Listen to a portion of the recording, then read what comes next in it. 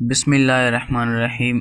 السلام علیکم ناظرین، آج ہم بات کرنے والے ہیں قوم عاد کے بارے میں۔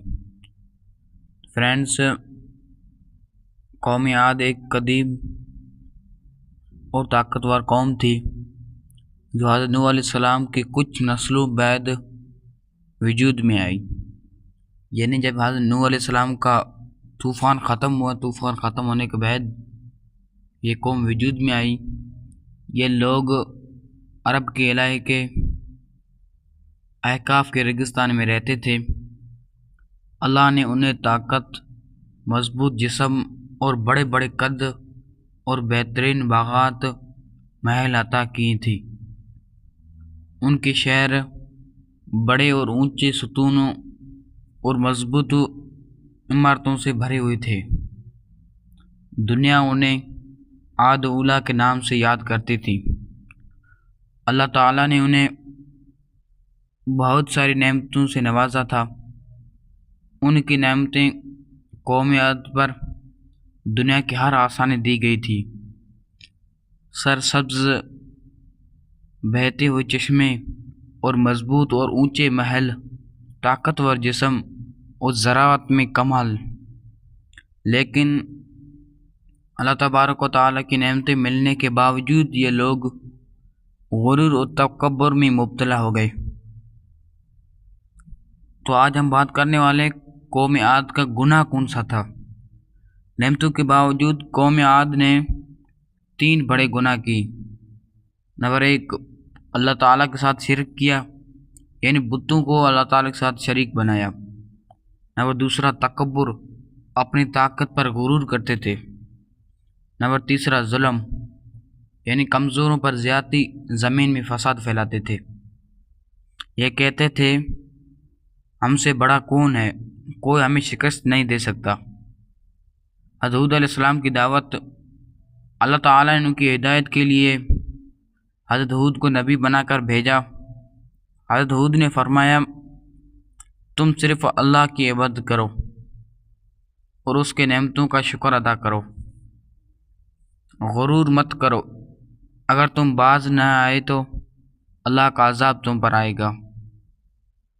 لیکن قوم عاد نے ہود کی دعوت کا مذاق اڑایا اور وہ کہنے لگے اے ہود، تو ہم سے پھوٹ پڑتے باتیں کرتا ہے، تجھ پر کوئی عذاب نہیں آئے گا اور ہم طاقتور ہیں۔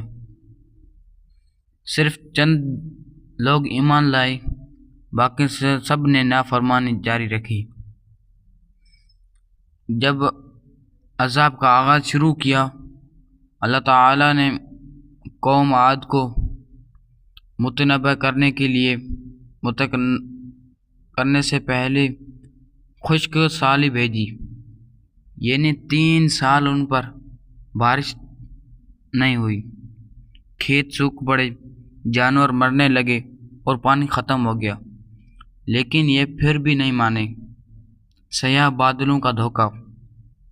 ایک دن انہوں نے آسمان پر سیاہ بادل دیکھے، وہ خوش ہوئے اور کہنے لگے یہ تو ہمیں بارش دینے آ رہے ہیں۔ لیکن حضرت ہود علیہ السلام نے کہا نہیں، یہ وہ عذاب ہے جس کی تم جلدی مانگتے تھے۔ پھر اللہ تعالیٰ نے بے مثال، خوفناک اور انتہائی سرد آندھی بھیجی۔ یہ آندھی 8 دن اور 7 راتیں چلتی رہی۔ شدید ہوا لوگوں کو زمین پر اٹھا کر پھینکتی تھی۔